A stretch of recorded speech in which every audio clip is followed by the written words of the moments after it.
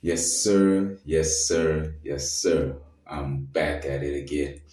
It's another video, and I don't know. It's been a minute since I posted. It's been a minute since I even thought about recording. I've had a lot going on. I've had a lot. It's just been a lot dealing with the loss in the family. So yeah, yeah. But coming back to it, and it had me thinking a lot. It had me thinking a lot because a few months back I was looking up this dynamics, the rules, the policies, the laws we have around inheritance and how family would behave in situations where assets are at stake, money is at stake, and yeah, like it was a situation, but at the same time, we make it through. It is what it is. I won't bug you with it, but it had me thinking, and I thought about a lot. I thought about a lot, and I don't know where the situation is going right now in terms of the future, because when we look at the next coming elections, when we look at what's in store if less than 60% of the voting population in the last election voted, what is the percentage of the people who are going to vote in the next election be?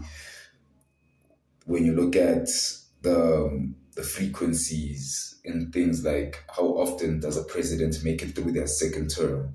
I mean, it's rare. It's one of the rarest things. It's one of the biggest talks we have right now of our president, Cyril Ramaphosa. And I don't know, but something caught my eye and it resonated with what I was thinking. And I want to share it to sort of give you a perspective of what I'm saying. So there have been riots, protests in Nepal. For those who don't know, Nepal is in between India and China. But there have been protests in Nepal, and it's insane because the people protesting is Gen Z and millennials, right? And they protesting against the governments, the current governments that's there. They're not happy with it. And a lot is driving it. A lot is driving the anger, the frustration. It's it's interesting to see that unveiling, that civil disorder coming to be, because it's one of the big talks we have this side on South Africa. So one of the things that I'll be getting at, I've got notes. I want to go through these notes and say some of the things. So just bear with me. And I know this one's going to be a little different, but we improve bit by bit. It can't happen overnight, but it does happen. So let me go through these notes. So first thing we needed to cover is that Nepal is going through protests and riots. The reason for this is split in two. So there's the spark and the root cause. The spark, what made people go out and say, you know what, fuck this, forget this. I'm gonna go on the streets and do this. What made that spark? What broke the spark, or rather, what broke the camel's back was the ban on social media that Nepal introduced all of a sudden in the country. And when you look at that, social media is one of the biggest tools Gen Zs, millennials use for communication, for just being, for just life, and for the government to ban it, to ban social media in a whole country, they should have known. They should have known.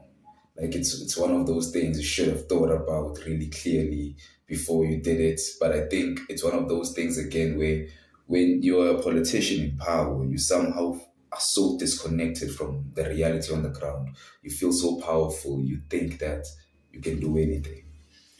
But as we go on to these notes, The core, right? The core of why this is happening is the political corruption. Uh, Gen Z and millennials, the youth of Nepal, is fed up with the current government.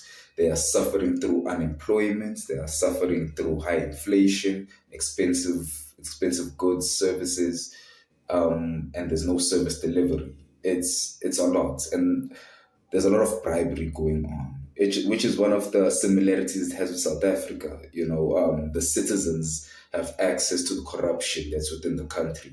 So when a cop stops you, you can just talk to the guy and say, "Cool drink. I'll give you a cool drink. Just let me go." And a cool drink is a euphemism for like money. 200 rand, 300 rand, 1,000 rand. It's a bribe. The guy lets you go because the ticket would more or less cost about 500 rand, 600 rand. So it depends on the ticket as well. Like it's a catch 22 type of thing. But as citizens of the country in South Africa, where there's corruption, the citizens also have access to that corruption. They can bribe police, they can bribe government officials. You have access to the corruption, which is, I don't know, it's crazy, but it's also one of the core driving factors that's causing the protests in Nepal, and the youth is not having it. The political corruption is off the charts. It's ranked 109 on the global corruption scale as a country. It's intense for them. We get it. There's more that happened though, because this is one of the most effective protests and riots I've seen. I've said this before to my fellow South Africans, those who participate in these things. It's if you're going to participate in this, be effective.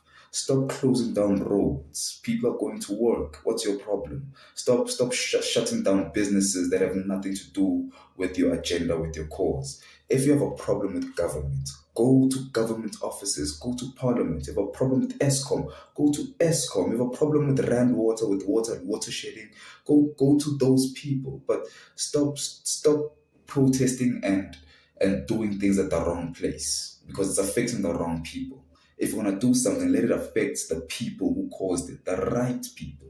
It's one of the things I agree with when I see these successful protests in Nepal because they've brought the government down to its knees. Right now, the only authority that holds any resemblance of power is the military, and we all know why. They have the most guns, they have the most soldiers. That's all there is to it. But there's more to the story. There's so much that happened. I want to fill you in. So the wife of the Prime Minister Canal was burned alive after protests set fire to their home. After protesters set fire to their home. It's one of those things where it's targeted, specific. It's the wife of a prime minister, meaning that she's probably been benefiting, BEE, procurement, what preferential procurement, whatever you want to call it. But it's one of those things where the protesters knew who they wanted because they went to the home of the person they wanted. So it's an unfortunate thing that a person had to. It's unfortunate because I mean I don't think anyone should be dying unnecessarily. At the same time, when you look at the protests that have been happening, in 2 days, 17 people got killed from live ammunition used by the mob police, the military police, whatever you want to call them, and 1,000 people have been injured in 2 days. Those are their numbers. And we all know when it comes to these numbers, they're usually underreported. A crazy situation. Another thing, ministers are being chased down by mobs and being lynched in the streets. Such was the case of the finance minister. We can understand that. We can understand that. Because again, I said it's one of the most effective I don't know, protests, riots I've seen. I don't know. Former Minister Rana Duba just in 4 days, went from smiling on camera celebrating two fighter jets they received from Washington to being chased down and beaten by a mob outside her own home. which resulted in her resigning. For a prime minister, she resigned. Now the government has reversed their decision on the social media ban. And now all these stories are coming out, and we're finding out about what's happening in Nepal. But I mean, that's pretty stupid for the government to do. It's one of the most stupidest things. I mean, how arrogant do you have to be as a leader to think that you can do something of such magnitude, ban social media, and everything's gonna be fine in a country where there's 86% unemployment, youth unemployment, and these people are getting by receiving money from people that send them money through their phones. They communicate with these people through social media, and you're just gonna go and ban this thing. I mean, and I think one of the things that also fueled it is this same generation, right? These politicians have children who are the same age as these youths that are unemployed, that are suffering, and the children, the nepo babies, the nepo kids, the kids of these politicians that have all the money, are flexing on social media, showing off all these nice, luxurious lifestyles, hotels, all these things they get to do, all the people they get to meet, all the places they get to go. And when you look at 86% of the youth in the country, they don't get the same privilege. So it's gaslighting to them. It's one of those things where it's expected to happen. I saw it coming. I saw it coming. Um, I wanted to put a clip for it, just to show you the extent of the damage that has been there in Nepal. So I wanted to add it somewhere in the video at the beginning or at the end, but I don't know. I don't know.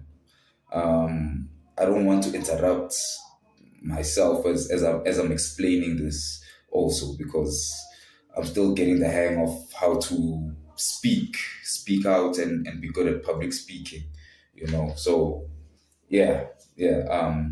I'm getting the hang of it. That hosting bomb. But yeah, yeah. I just hope they get it sorted out. The way I see it right now, the government in Nepal has been defeated successfully, so they have no recourse. Um, their constitution has been reduced to nothing. Their laws and rules reduced to nothing. Their taxes, nothing. Everything, all that mattered, has now been reduced to nothing. The only two groups that are in charge in that country right now is Gen Z, millennials, and the military. And if the military is gonna do the obvious thing in all situations, because the military wants to also be a force to establish what to call this thing, establish discipline, order, then chances are that it's gonna be a military state. But as things stand, Gen Z have the ball in their court right now. They can establish a new government. They can decide to not have a government. They can be like Switzerland and just be small communities that just interact with each other and only have a couple of people that run a state. They have options. They don't have to settle with renewing the government. They can scrap the concept of a government entirely and start from scratch, new style of leadership, new system. So yeah, yeah. I'll be looking forward to see what comes to be with that situation. I'll be looking forward to it. Another thing is our government. Sorry, there. Our government. Um, our government. ANC, the coalition.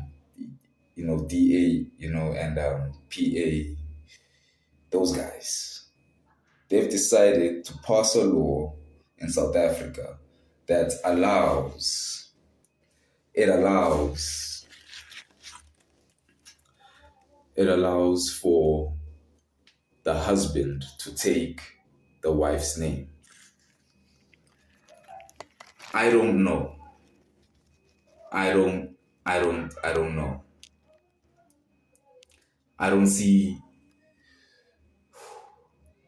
Look, I'm not happy about it, but at the same time, I don't think government should be involved in how people want to be married, how people want to um, just be a couple, how they want to move on like that.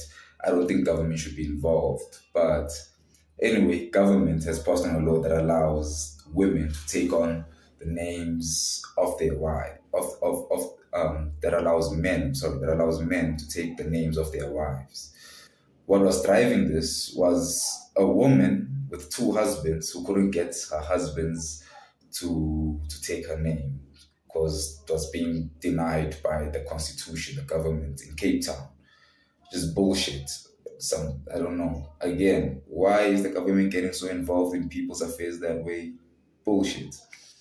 But it's triggered a widespread debate amongst a lot of people, particularly young people, because we have marriage lining up for us in the next few years, and we have to contemplate the value of marriage and whether or not we want it and what value it brings to us.